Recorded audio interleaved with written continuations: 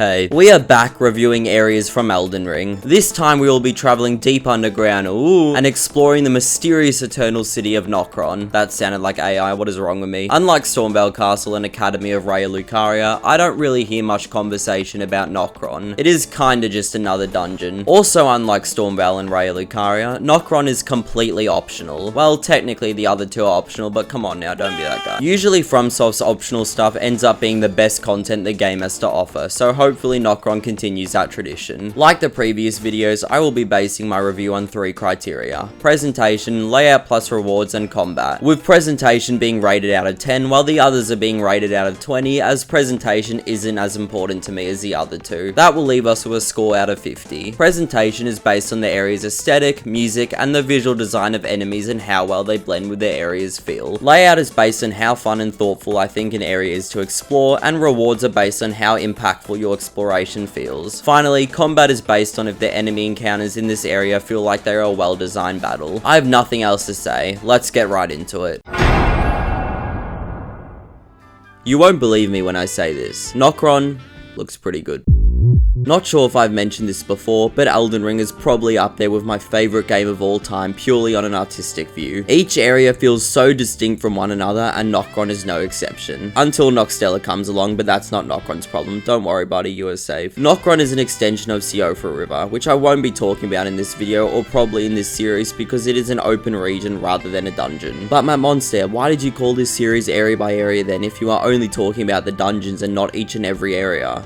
I don't know, don't think about it. One of my favorite looking parts of Nokron is definitely the start when you are traveling on the rooftops. The purple bluish fog combined with their endless void and the towering tilting buildings create such a cool vibe that no other area in the game can quite replicate. While I don't think the rest of the area reaches quite the high of this section, there are definitely some more highlights. Notably, the actual eternal city of Nokron. This truly feels like a city lost underground. It's so dark, ominous, mysterious, I quite like it. This feeling is felt in the hidden little castle area as well. While not as purple, the atmosphere is still dripping with mystery and wonder. The enemies feel appropriately mysterious as well, with there being less humanoids and more just weird things like blobs. Now I have avoided talking about this certain part of Nokron for long enough now, so I may as well address the elephant in the room, the mini open area. I don't like the look of this part. It's just grass with some trees. There is nothing that interesting to look at here. To make things worse, this aesthetic is pretty much directly copied from Siofra River. Don't worry, it's not the only thing about this area that is directly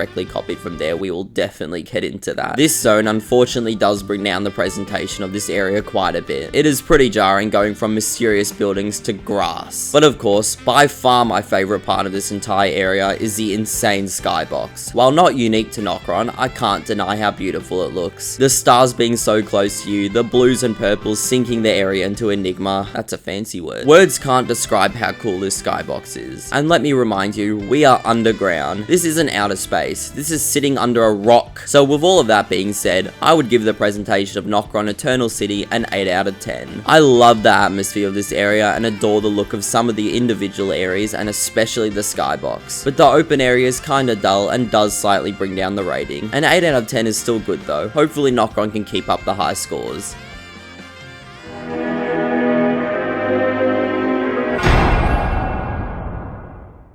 While I am a big fan of the presentation of Nokron, the layout and rewards might be a different story. No spoilers guys, please don't spoil Avengers Endgame for anyone, please. Like Raya Lucaria, you can't just walk up to Nokron and enter as you please. With Raya Lucaria, you need a key to enter, whereas with Nokron, you need to kill God. You have to defeat Starscourge Radahn in order for him to stop holding back the stars, which causes a meteor strike in Limgrave, creating a hole in the ground which acts as an entry point to Nokron. I wish I had your aura, Radahn. And Leonard too, don't worry, I didn't forget you. Now before I go into detail about the layout, I do want to mention my biggest issue with this area as a whole, the linearity. Now, being linear does not automatically make an area bad. In fact, being linear can make the experience of an area feel more focused and fine-tuned for the player. My issue with the linearity of Nokron comes from 2 things. One of them I will explain throughout this section, and the other definitely comes from comparison. Nokron will likely be the 3rd major dungeon you will encounter in the game. The previous 2 dungeons are designed extremely differently from Nokron. Raya Lucaria, while while still having a main path, throws tons of side stuff to do as you make your way through the main road. And Stormwell Castle, well, it might just be the least linear area I've ever seen. Nokron is just not like that. There is a main path you follow, and that is pretty much it. There definitely is some side stuff that I will talk about, but none of it feels very special. Anyways, I'm done being a negative Nancy, let's go properly into the layout. You begin the descent to Nokron at the crater. There isn't anything that notable here. It's kinda just dark, I don't know man. It doesn't take too long to get your first glimpse at the Eternal City, and wow, refer to the presentation section of this video. The area continues by traveling on some rooftops, very unique from software, you have never done that before. The ghost flame torches here, which is quite easily missable, but I don't think I've ever seen a single person use it, so what are you really missing out on if you don't pick it up? There are a bunch of silver tears here as well. You better get used to them because you will be seeing them a lot. There is a slightly hidden rune arc here as well, which is useful. Nothing really of note now until the first sign of grace. You do get some fallen hawk soldiers to fight, but yeah, it's whatever. Once you get outside, the area gives you an illusion of opening up a bit and letting you explore, but the devs forgot to put any meaningful rewards in places where it feels like they should be, so exploring is kinda pointless. There is a larval tier in the building to the right, which is awesome, but aside from that, it is pretty barren. Continuing the path takes us past a Nox, some more silver tiers, and another larval tier in Runar. Kinda weird how they're giving us two larval tiers back to back, but whatever, it's cool. This path leads us directly to the first boss.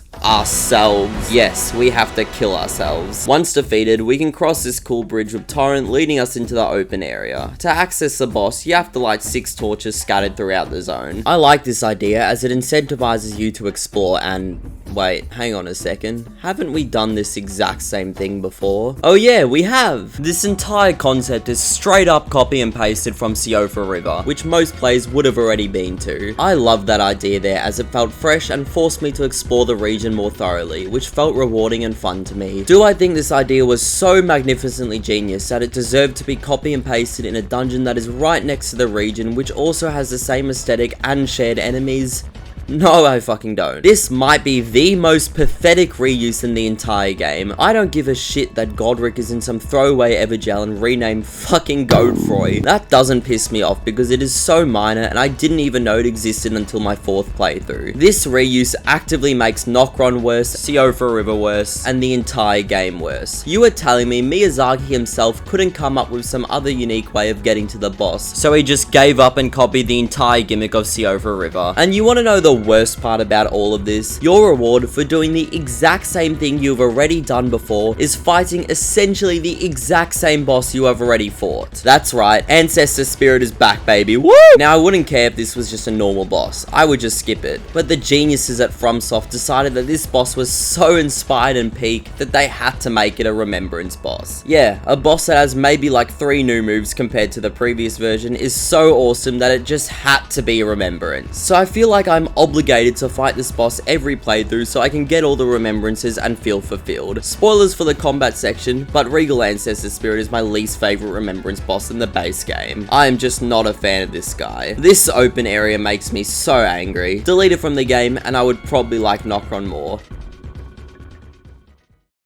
Anyways, there are some notable hidden areas, which I use very lightly for some of these, located in this little open area. The first is the actual city of Nokron. The layout of it is quite simple. It is a descent to the ground with some enemies along the way. It's fine, it's whatever. I do like how the jump is used quite a bit here, which is a positive I have for a large majority of Nokron now that I think about it. Eventually, you will make it to this building, and hidden inside, past a lock requiring a stone sword key, is a Nox and arguably the best Spirit Ash in the entire game. The Mimic tier. This king carried me through my entire first playthrough. Yes, I know, I was cheats, okay, I get it. Mimic tier alone is a reason to come all the way down here. Or you could get good like I eventually did, that works too. Continuing the path puts you face to face with a ball. A big black ball. Sir, I don't want you in my mouth. I unfortunately like girls. Walking past ball puts you at the very bottom of the city. Here you are greeted with a sea of silver tears, with one of them even turning into a troll. Your final reward for making it all the way to the bottom is a quest item. Who cares? That's boring. I'm kidding. I love you, Rani. I will do anything for you. The second of the hidden areas is this ruined thing. I don't know. You parkour down, kill a shaman, get an item, and that's about it. Moving on. The third hidden area is actually fairly hidden. It's in this thick forest, so it can definitely be missed. Here you will find this cool looking castle attached to the roof of the cave, which is awesome. There aren't really any noteworthy rewards here, but you will get to fight 2 different Crucible Knights and more Hawk Soldiers. Also here is the one and only NPC in the entire area, Dee's brother, who does nothing aside from giving you an emote and says nothing aside from some various whimpers if you do Dee's questline. What a disappointment. The last thing I want to mention that is located in this hidden area is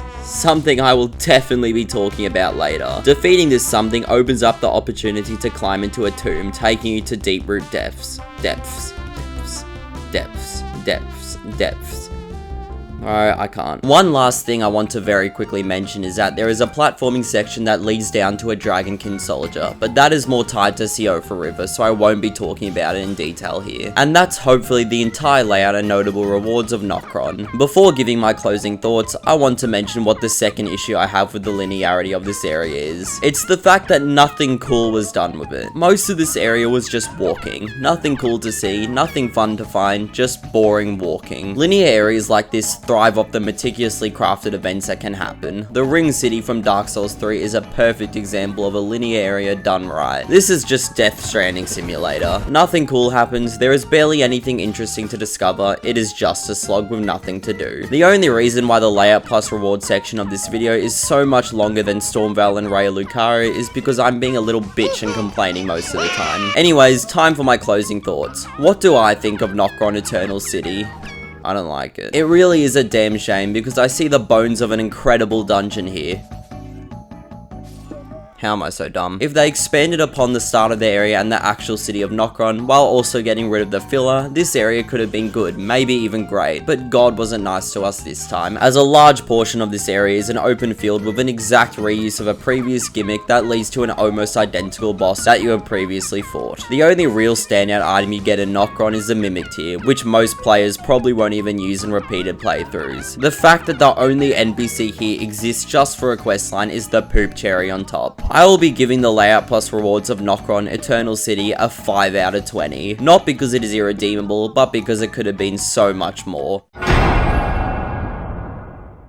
Thankfully, we can't really get much worse than a 5 out of 20, so I should be slightly more positive in this section. Like the other videos, I will be splitting the combat into 3 sections: enemies, elite enemies, and bosses. Enemies are important as they are what you'll be fighting most of the time while moving through an area. Elite enemies are important since they add tougher combat encounters that break up the longer stretches of exploration. Bosses are important as they can end an area on a high note, act as a kind of milestone showing how far you've progressed, or sometimes just be hidden away as optional fights for fun. The most common enemy found in Nokron is a tie. I don't really know if the silver tiers of the Fallen Hawk Soldiers are more common, so whatever, they both win the award. Fallen Hawk Soldiers are definitely my favorite of the two. They are the only enemies in the Nokron and Siofa River area, including elite enemies and bosses that are found nowhere else in the game. They have 4 variants: a torch, bow, spear, and great shield version. It will never be hard killing one by themselves, so these guys shine when they are in groups. They are very effective at swarming you, but for some reason this never felt unfair to me. I don't know, I just think each variant is designed so well that they work brilliantly when all together. Apart from the shield guys, I kinda hate them. I don't have much more to say about them. Very solid for a standard fodder enemy. I am not as big of a fan of the silver tiers as the Fallen Hawk Soldiers, but I still think they are decent. As their blob forms, they are completely useless. They can stab you.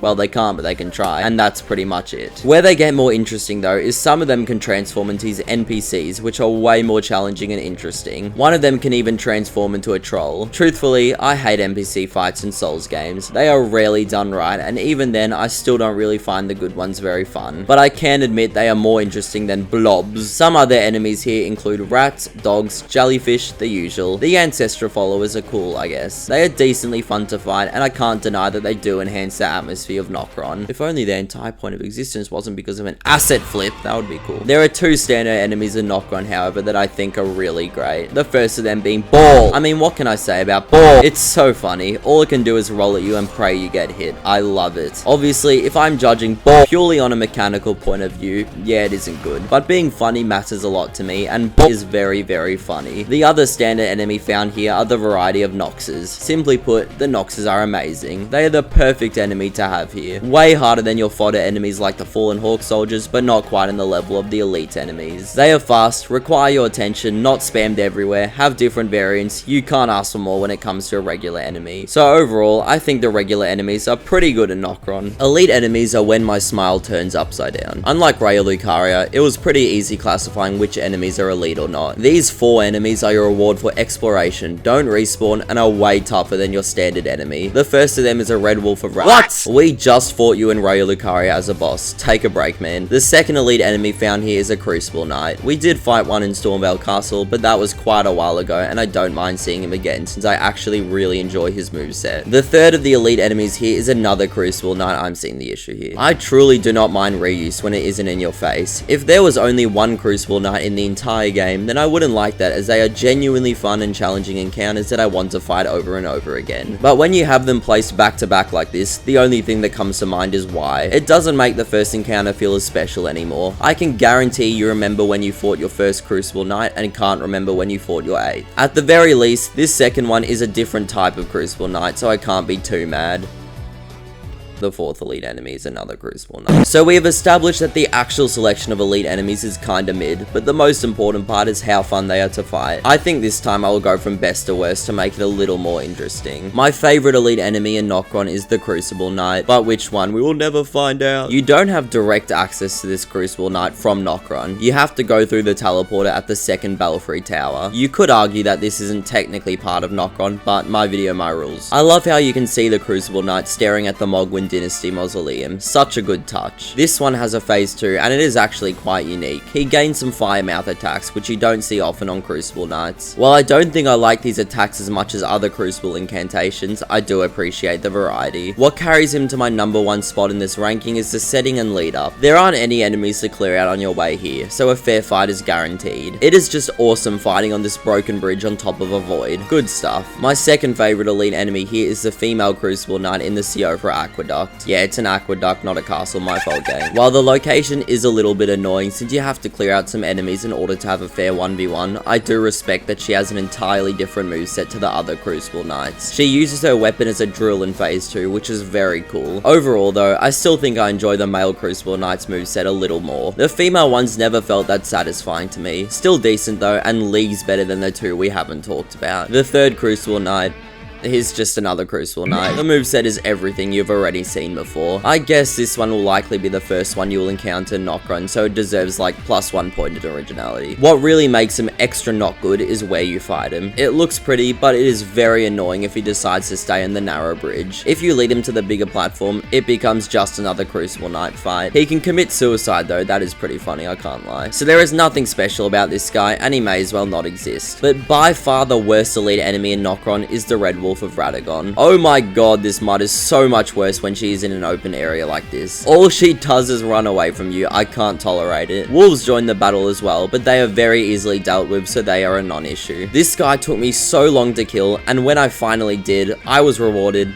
with only runes. Some of the other elite enemies also reward you with nothing, but I can give them a pass as fighting a Crucible Knight is the reward, as they are legitimately fun duels. A Red Wolf of Radagon is not fun enough for me to be rewarded with nothing. I am not even going to talk about this dog anymore. She doesn't deserve my oxygen. So while I think there are bright spots here regarding the movesets of some of the elite enemies, the unoriginality and repetitiveness are definitely some things that I don't like about this selection. But finally, we have the big boys, the bosses featured in Nokron.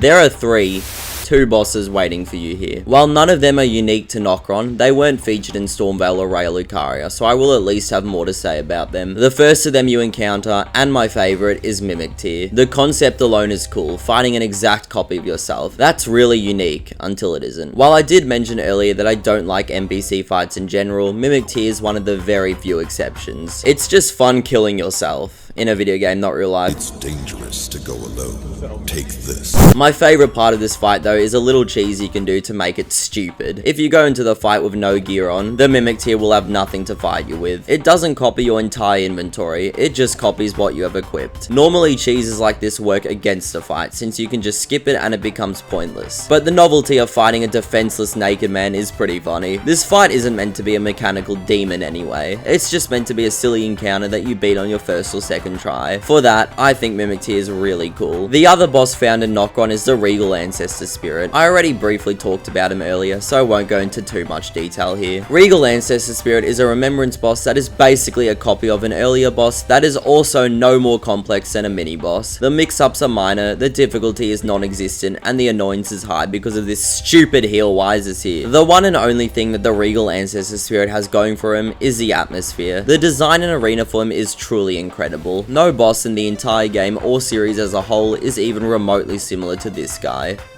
Ignoring the other Ancestor Spirit, of course. I haven't mentioned music yet in this video, but the fact that instead of having some generic, intense boss theme, Regal Ancestor Spirit has an atmospheric, almost relaxing OST, is the glue that sticks the elements together to create a memorable experience. So while yes, as mentioned earlier, Regal Ancestor Spirit is my least favorite remembrance boss in the entire game, but by no means is this a bad boss. He is just competing with one of the greatest boss lineups of all time.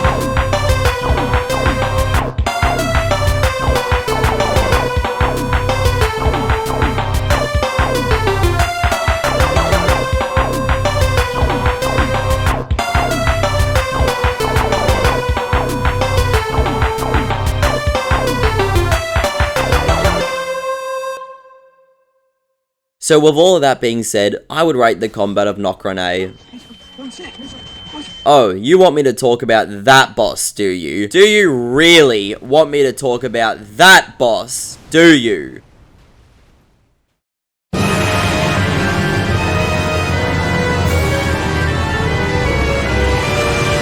Let's get the one and only positive out the way for the Valiant Gargoyle. The arena is incredible. One of the best arenas for a non-remembrance boss in the entire game.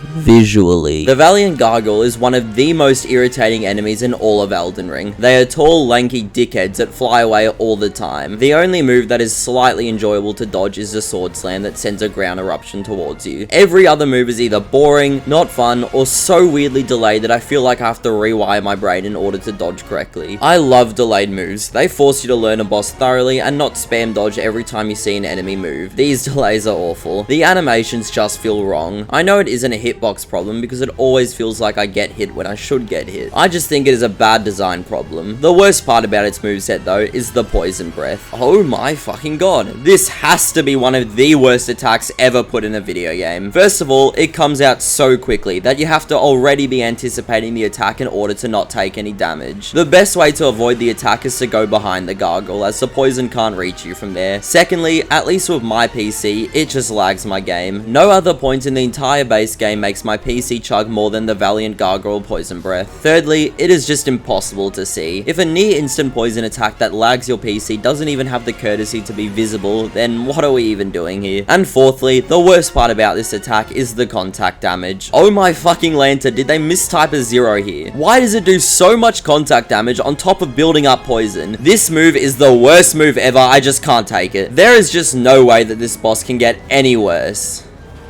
But it can. Once you get the Valiant Gargoyle down to half health, a second one spawns in.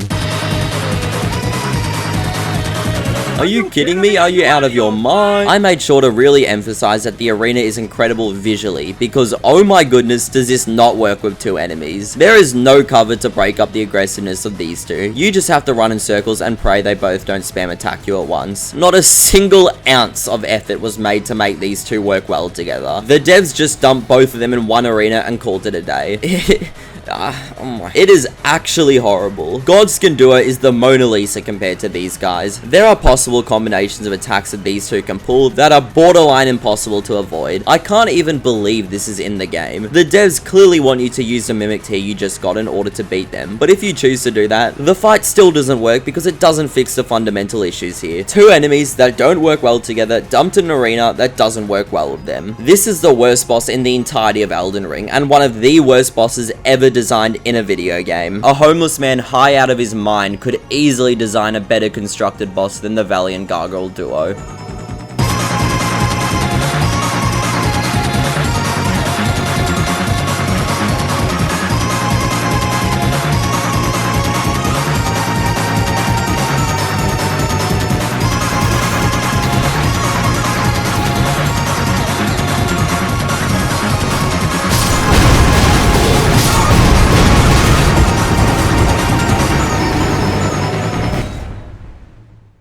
So all in all, in Nokron, I like their enemies and I'm mixed on the elite enemies and bosses. Without the Valiant Gargoyles, I would probably give the combat here 10, maybe even 11 out of 20, but unfortunately they do indeed exist, so I will be giving the combat of Nokron Eternal City a 9 out of 20. Nokron Eternal City had the unique task of being a worthy secret dungeon after defeating the Chad Lord that is Starscourge Radahn. Do I think? No. While I've definitely played through many areas that are way worse than this, I'm looking at you, Dark Souls 2. I can't say I enjoyed my time here. A score of 22 out of 50 puts Nokron as my least favorite area from Elden Ring that I've reviewed so far. 44%, man, I would just drop it. I just wish they had more unique ideas for this area. The presentation is fantastic, but I don't feel like the layout, rewards, and combat really do it justice. Hopefully this video doesn't feel too long. It is quite a bit longer than the Stormveil and Ray Lucario videos, and I hope it isn't because it feels more drawn out. Rather, it's because I have more interesting things to detail about the area. Anyways, that's about it for this video, and I will see you in the next one.